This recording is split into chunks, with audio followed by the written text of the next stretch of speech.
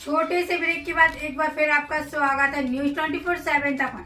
मैं हूं आपके साथ निशा नामदेव। आइए रुक करते इस वक्त की बड़ी खबर की ओर।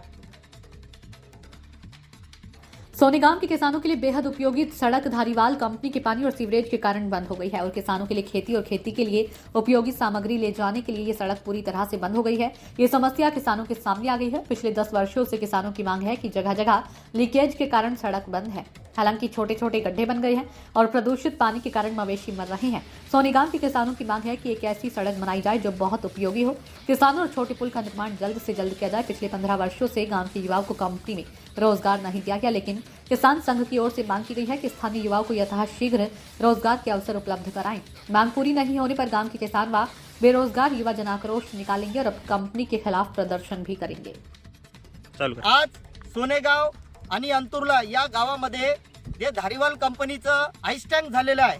आईस टँकमुळं शेतकऱ्याला जाण्या येण्याचा रस्ता बंद झालेला आहे आणि गेल्या 10-12 वर्षापासून हे सर्व शेतकऱ्यावरती आपत येत आहे आणि इकडल्या परिसरामध्ये शेतकऱ्याला बैलबंडी किंवा गाडी घोडा घेऊन येण्यासाठी किंवा खाताचे बोऱ्या किंवा आपलं पीक काही बी नेण्या करण्यासाठी ने-आणणं करण्यासाठी कुठलाही रस्ता नाही आणि ह्या आईस टँकमुळे हे सर्व शेतकऱ्याचं नुकसान होत आहे। आणि आज धारीवाल कंपनीनं या ठिकाणी शेती घेतली पण शेतकऱ्याच्या कुठल्याही सुख सुविधाकडे लक्ष दिलं नाही।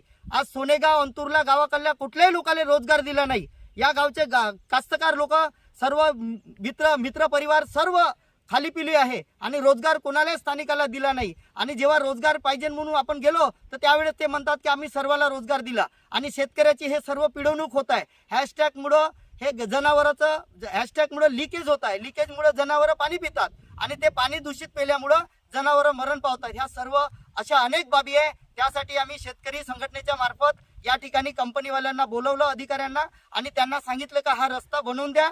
त्यानंतर इथला हा जो नाला आहे हा नाला सुद्धा खोलीकरण करून द्या आणि या स्थानिक गावातल्या लोकांना रोजगार सुद्धा द्या, युवकांना, अशी आम्ही मागणी केली आहे। आणि गावकऱ्यांतर्फे आम्ही या शेतकरी संघटनेच्या मार्फत त्यांना ही मागणी करून या ठिकाणी आम्ही त्यांना ही जबाबदारी दिली आहे। जर त्यांनी समोर या गोष्टी जर नाही केल्या, गाववाल्याच्या पूर्ण मागण्या नाही केल्या, शेतकऱ्याच्या मागण्या पूर्ण नाही केल्या तर येणाऱ्या दिवसात आम्ही कंपनीवर आंदोलन करू, सर्व शेतकऱ्यांना घेऊन आंदोलन करू।